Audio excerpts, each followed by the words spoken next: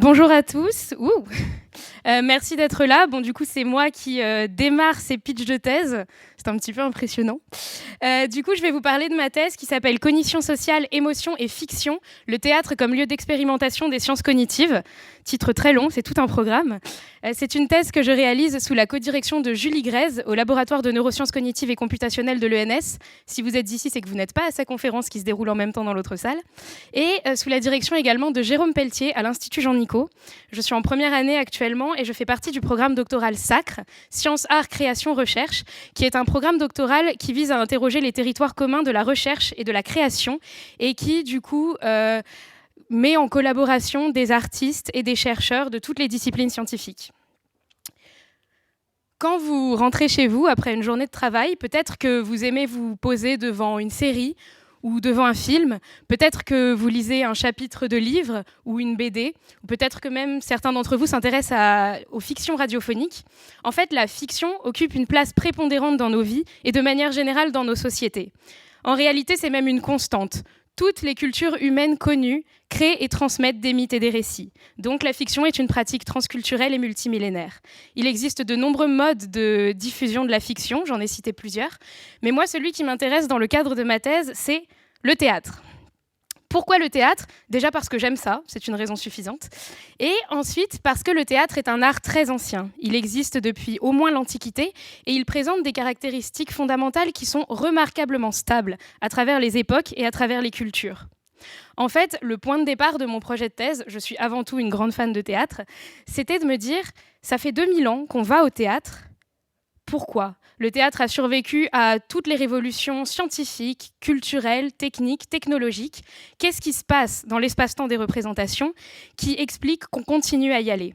Alors, dit comme ça, vous vous demandez peut-être pourquoi j'ai pas plutôt fait des études théâtrales ou de la philosophie, mais en fait, je pense que la réponse peut se trouver par les sciences cognitives. Parce que quand je pose cette question, ce qui m'intéresse, c'est de savoir comment on peut caractériser l'expérience théâtrale d'un point de vue psychologique. Et en fait, c'est pas complètement incohérent de vouloir croiser théâtre et sciences cognitives, puisque les caractéristiques du théâtre en font un très bon terrain d'investigation de la psychologie humaine. Le théâtre, si on le réduit à une définition un peu fondamentale, c'est un groupe d'inconnus, des spectateurs, qui se rassemblent et qui éprouvent des émotions intenses face à une œuvre de fiction. Et la spécificité du théâtre, c'est que cette fiction est reproduite en direct tous les soirs par un autre groupe, les acteurs, qui font partie de cette expérience collective puisqu'ils sont présents dans le même espace et le même temps que les spectateurs. Et pour faire émerger cette fiction, les acteurs doivent interpréter des personnages dans des situations prédéfinies via des dialogues parlés. Évidemment, il y a tout un pan du théâtre où il n'y a pas de dialogue et il y a aussi du théâtre d'improvisation, mais dans le cadre de ma thèse, je ne m'y intéresse pas du tout. Je m'intéresse vraiment aux cas les plus traditionnels et classiques du théâtre. Et en fait, toutes ces caractéristiques donnent un cadre très intéressant pour étudier plusieurs concepts très actuels en sciences cognitives, notamment dans le champ de ce qu'on appelle la cognition sociale. C'est l'étude des processus cognitifs impliqués dans nos interactions avec autrui.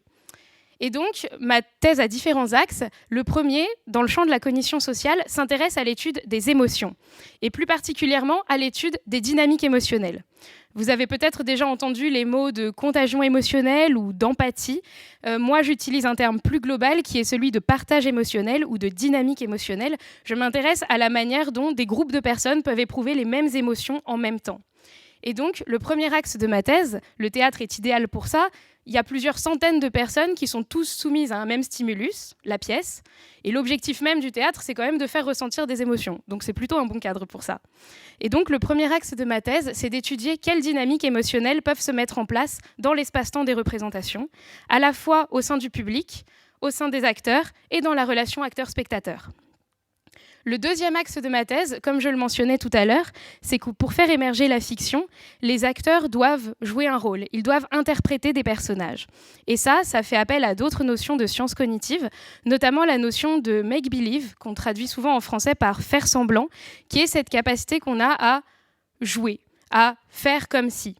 Et pour camper leur personnage, les acteurs doivent aussi être capables d'être quelqu'un d'autre, de se mettre dans la peau de quelqu'un d'autre, ce qui fait appel à la notion de prise de perspective, qui est cette capacité qu'on a de se mettre virtuellement dans l'esprit de quelqu'un d'autre pour deviner quels sont ses états mentaux, quelles sont ses connaissances. Et donc, le deuxième aspect de ma thèse, c'est d'essayer d'étudier ces mécanismes psychologiques tels qu'ils fonctionnent chez l'acteur et aussi d'essayer de dégager quels mécanismes sont responsables du sentiment qu'a l'acteur d'être dans son rôle. C'est un terme qu'on voit souvent dans le milieu du théâtre. Les acteurs disent « ce soir, j'étais dedans, j'étais pas dedans ». Qu'est-ce que ça veut dire? Qu'est-ce qui se passe quand un acteur est dans son rôle? Et le deuxième aspect, c'est d'étudier la relation affective que les acteurs tissent avec leurs personnages. Et enfin, le troisième axe de ma thèse traite de la réception de la fiction. J'en reparlerai plus à la fin de l'exposé. L'idée, c'est d'intégrer les deux axes précédents et de voir comment ces deux axes, donc comment les dynamiques de partage émotionnel d'une part et le rapport acteur-personnage d'autre part, influencent l'expérience que le spectateur fait de la pièce. Et ce troisième axe a des implications notamment philosophiques auxquelles je reviendrai un peu tout à l'heure. Du coup, vous l'aurez compris, je travaille sur le théâtre et pour travailler sur le théâtre, je travaille au théâtre. Et donc, j'ai tissé une collaboration avec le Quai Centre Dramatique National d'Angers Pays de la Loire, dirigé par Thomas Joly. Donc, je travaille dans le théâtre, je suis associée. Qu'est-ce que ça veut dire être chercheuse associée à un théâtre? C'est quelque chose qui n'existe pas aujourd'hui, enfin, je débute. Ça veut dire que le théâtre m'accueille sur certaines de ses productions pendant la saison, à la fois sur les répétitions et sur les représentations, et qu'ils me permettent de faire mon travail sur leurs acteurs et sur leurs spectateurs. Le théâtre m'accorde aussi un soutien financier, logistique et de communication auprès des publics pour qu'il y ait des gens qui participent à mes expériences. C'est quand même mieux. Et du coup, évidemment, c'est une collaboration qui est très difficile, j'y reviendrai aussi plus tard. Et à l'heure actuelle, comme je disais, je suis en première année, donc je n'ai fait qu'une seule expérience pour le moment, qui était une expérience pilote sur un spectacle qui s'appelle Le Dragon, d'Evgeny Schwartz, mis en scène par Thomas Joly, qui jouait en janvier 2022 à Angers. Il sera repris à la Villette du 14 au 17 avril, si vous avez envie de le voir. Je ne travaillerai pas dessus, mais le spectacle existe. Et donc, comme c'était une expérience pilote, j'ai un peu tout fait en même temps, par rapport aux différents axes de ma thèse. Tout d'abord, j'ai assisté aux répétitions en décembre et en janvier. Et là, j'ai fait un ensemble de manipulations.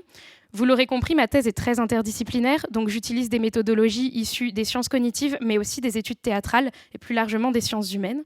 Donc, j'ai observé les acteurs en répétition pour essayer de voir comment la stylisation progressive du corps et de la voix permet de faire émerger un personnage. Je leur ai aussi demandé toutes les semaines de remplir des questionnaires pour étudier leur niveau d'affinité avec leur personnage, le rapport affectif qu'ils entretenaient avec lui et leur niveau d'identification à leur personnage pour voir comment ça évolue au cours du temps. Et j'ai aussi réalisé avec eux des entretiens pour qu'ils me parlent de manière un peu plus libre de leur expérience en répétition. Et deuxième partie, pendant les représentations du spectacle, cette fois-ci, c'est le public qui était mis à contribution.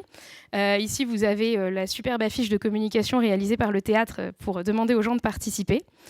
Pendant les représentations, les gens avaient la possibilité, avant et après le spectacle, de répondre à des questionnaires. Et j'enregistrais également le son dans la salle à différents endroits. Les questionnaires, je ne vais pas développer énormément parce qu'en 15 minutes, je n'ai pas énormément de temps, mais ces questionnaires visaient à étudier différents aspects de leur expérience, notamment leur appréciation de la représentation, leur appréciation de la performance des acteurs et leur sentiment d'effervescence collective. Ce qu'on appelle l'effervescence collective, c'est donc cette sensation d'avoir fait partie d'un ensemble et d'avoir éprouvé les mêmes émotions que ses congénères. Avec toutes ces mesures, l'idée, c'est d'utiliser les enregistrements audio pour faire une sorte de cartographie sonore des réactions du public dans la salle, pour essayer de voir si on peut étudier la synchronie émotionnelle à partir de ça. Par exemple, est-ce que les gens rigolent tous en même temps ou est-ce qu'il y a des clusters de rire qui éventuellement occasionnent des vagues?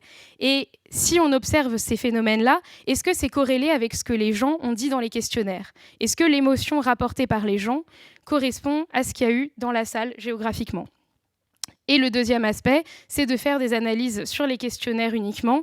Je ne vais pas énormément développer parce que c'était un questionnaire assez long et compliqué, mais par exemple, est-ce que le fait d'être plus empathique favorise la propension à ressentir de l'effervescence collective?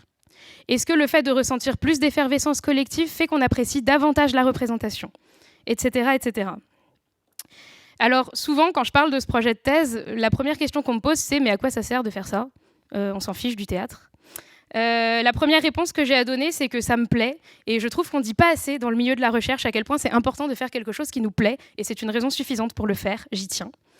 La deuxième chose, c'est que, comme je le disais, le théâtre sert de cadre pour étudier des phénomènes de cognition sociale qui existent dans la vie de manière générale. Les étudier au théâtre, c'est comme les étudier au laboratoire, c'est un cadre qu'on se donne, mais ce qu'on comprend dans le cadre du théâtre peut très bien ensuite être exporté ailleurs. Mais il y a aussi quelques autres implications intéressantes, notamment dans le champ de la philosophie. Je l'ai évoqué quand j'ai parlé de mon troisième axe tout à l'heure. L'idée de ma thèse, c'est d'intégrer les résultats expérimentaux aux théories philosophiques en esthétique analytique qui traitent de la réception des œuvres de fiction. Je ne vais pas vous faire un cours de philosophie maintenant, mais les théories actuelles qui traitent de la réception des œuvres de fiction sont restées extrêmement centrées sur une perspective individuelle, le rapport d'une personne à une œuvre. Je pense que c'est une erreur parce que, comme je le disais dans l'introduction, la fiction est éminemment sociale. Et donc l'idée de ma thèse, ce serait d'intégrer cette dimension sociale de la fiction aux théories actuelles pour créer ce que mon directeur de thèse appelle une esthétique sociale. Le théâtre exemplifie en plus très bien cette notion collective de la fiction, puisque vous pouvez regarder une série tout seul chez vous, mais pour le théâtre, il faut être au moins deux.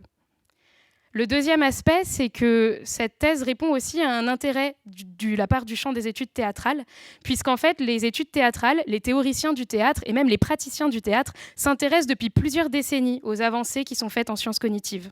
Si vous vous intéressez à l'histoire des théories du jeu d'acteur développées au XXe siècle, elles se sont dressées en miroir des débats philosophiques, des débats psychologiques, sur la psychologie des émotions. Et donc, cette thèse peut aussi permettre de penser, en collaboration avec des artistes, des outils d'analyse de l'expérience théâtrale qui soient utiles à la fois pour les chercheurs en sciences cognitives et pour les chercheurs en études théâtrales. Et ça m'amène à la dernière perspective à laquelle je suis très attachée, qui est un peu métadoctorale, si on peut dire, c'est aussi de penser la pratique de la recherche interdisciplinaire aujourd'hui. Comment aujourd'hui penser un dialogue interdisciplinaire entre arts et sciences ? C'est quelque chose qui se développe de plus en plus, mais qui en est encore un peu à ses balbutiements dans la pratique réelle. Comment est-ce qu'aujourd'hui on développe des méthodes de recherche interdisciplinaires qui ne soient pas surplombantes ? Ce n'est pas les scientifiques qui vont apprendre leur métier aux gens de théâtre, ce n'est pas les gens de théâtre qui vont apprendre la psychologie aux chercheurs en sciences cognitives. Comment est-ce qu'on peut croiser ces différentes méthodes ? Comment est-ce qu'on peut croiser ces différentes approches pour faire émerger des méthodologies véritablement interdisciplinaires ? Et ce qui m'amène au dernier point, comment pratiquer la recherche en conditions écologiques ? Si vous vous intéressez un peu aux différents débats entre les disciplines, souvent on reproche aux sciences cognitives d'être trop enfermées dans leur laboratoire et, à force de vouloir isoler des phénomènes, de ne plus du tout représenter la vie. Je pense que l'expérimentation en laboratoire est absolument nécessaire, mais écoutons peut-être cette critique adressée aux sciences cognitives. Qu'est-ce qui se passe si on essaye de faire de la recherche en sciences cognitives dans la vie réelle, avec tout ce que ça implique de chaos, de désordre, de limites, de difficultés techniques, mais aussi tout ce que ça peut apporter de vie ? Moi, c'est quelque chose qui, en tout cas, m'intéresse énormément et un sujet auquel je suis extrêmement sensible. Et c'est aussi dans la dynamique de penser ces relations interdisciplinaires. Comment est-ce qu'on collabore avec une institution culturelle ? Travailler avec un théâtre, c'est très compliqué parce qu'entre artistes et chercheurs, on n'a pas du tout le même langage et donc ça implique de créer un langage commun pour pouvoir travailler ensemble. Et c'est extraordinairement enrichissant mais aussi extraordinairement complexe. Et donc je voudrais aussi que ma thèse puisse rendre compte de ce travail-là, un peu de méta-recherche sur la pratique même des sciences cognitives actuellement. Et je conclurai du coup avec une citation de Jean Vilar qui disait, non pas du tout de Jean Vilar, je dis n'importe quoi, d'Antoine Vitez, tout à fait, merci Ondine, qui disait « Le théâtre est un art dont toute l'ambition semble se limiter à être le laboratoire des conditions humaines ». Je pense que c'est une bonne raison pour l'étudier. Merci.